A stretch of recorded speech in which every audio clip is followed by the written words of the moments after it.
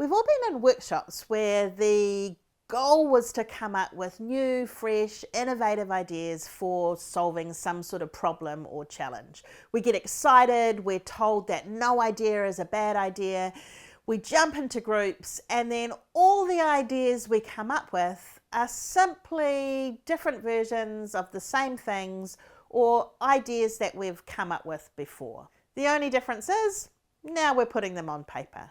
If you want your brainstorming sessions to truly be creative and for people to come up with new, fresh and innovative ideas, you need to create some stimulus or give their brain a different way of thinking so that new ideas can bubble to the surface. In this video, I share 3 facilitation techniques that help you stimulate people's creativity so that the ideas they come up with are truly out of the box.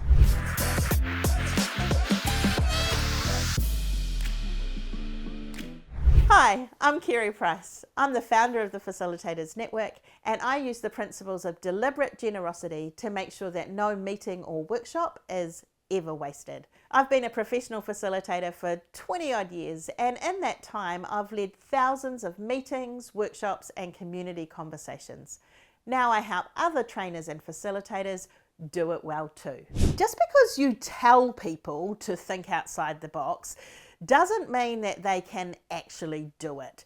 And it's not because there's anything wrong or they're not particularly creative. It's just that our brains are wired to think in patterns. That means if you want people to think outside the box or outside of the patterns, you need to interrupt their thinking and stimulate their brain in a slightly different way. In this video, I'll share 3 activities that help you do just that so that you can come up with weird and wild and innovative ideas that will really hit the spot. Activity 1 is called guided prompts, and it really is just like it sounds. When I'm kicking off a brainstorming session with a team, I first of all invite them to just download whatever ideas they already have in their mind. So I invite them to grab a post-it note and just jot down the ideas that they've already been thinking of, perhaps before they even came into the workshop. Once they've cleared their brain of those top-of-mind ideas, I then invite them to follow my prompts and just jot down anything and everything that springs to mind. So the guided prompts could be anything, but the idea is that it gets people thinking through different parts of their brains. So I might say something like, how might you solve this problem if you had unlimited funds to spend? And then I'll follow that up with a prompt that is, how might you solve this problem if you had 0 funds to spend? Often the prompts that create restraint are actually the ones where people come up with the most creative ideas. So the prompts might be lots of funds, no funds. It might be, how would you solve this problem if you had a full year to solve it?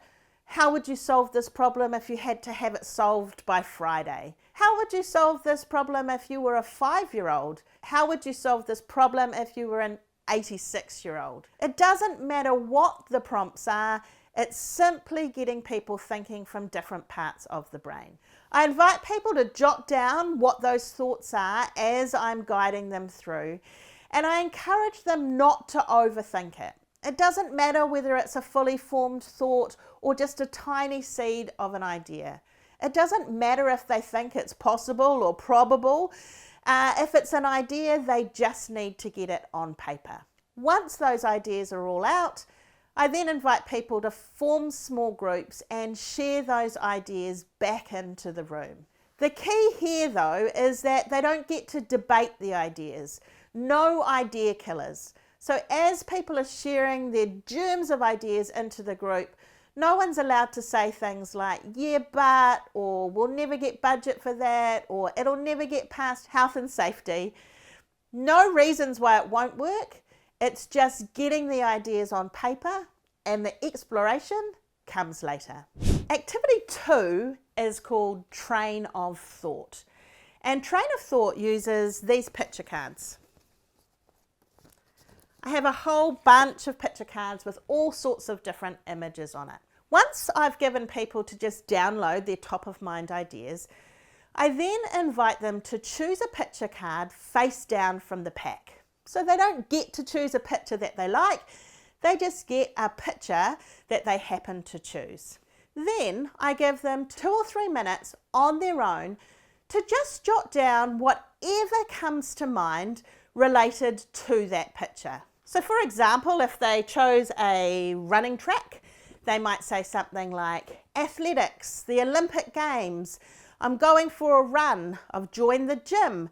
It doesn't matter where their thoughts go, it's just whatever springs to mind. Once they've jotted down all of the things related to that picture, they then join up with a peer and try and solve the problem or the challenge, starting from those ideas as a starting point. So to give you an example of this, many years ago I was working with a community organisation who was trying to raise awareness around men's health. They were trying to come up with a marketing or an awareness campaign, and we were brainstorming all sorts of amazing ideas that they might use. In this particular session, someone pulled up a picture card of apples. And in their train of thought, they said things like apple pie, apple bobbing, fears, an Apple iWatch, an Apple iPad.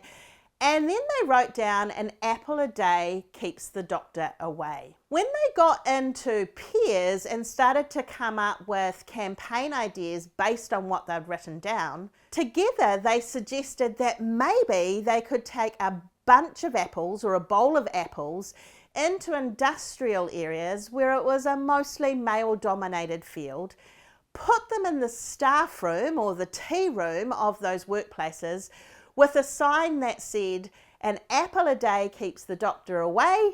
If you're not going to eat the apples, you better book a checkup. And it was a really low-cost, effective way to send the message into male-dominated workplaces around the importance of checkups and keeping an eye on their own health. So that's train of thought, using picture cards, stimulating your thinking from a different part of the brain, and just seeing what falls out.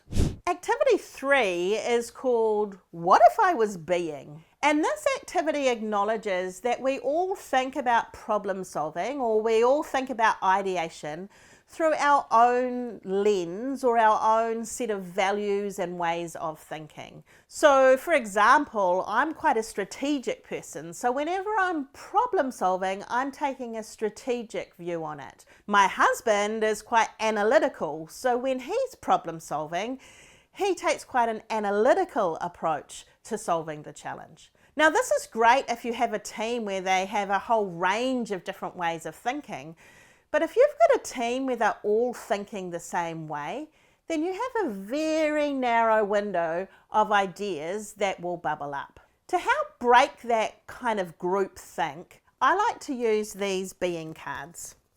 These cards have all sorts of different ways of being on them, and I invite people to choose a card face down so they don't know what they're getting, and then on their own jot down ideas based on what if I was being whatever is on the card. So what if I was being joyful? What would be a joyful way of solving this problem?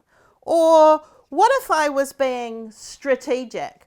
Or what if I was being sensible or visionary? What this does is it helps people imagine a different way of thinking through the problem, and that way you're attacking the challenge from lots of different angles. Now, of course, if you want to use these activities in your brainstorming session, you're going to need some picture cards and some being cards. As luck should have it, you can download those from my website absolutely free. The link is in the description below. Go check it out, hit download, and they're all yours.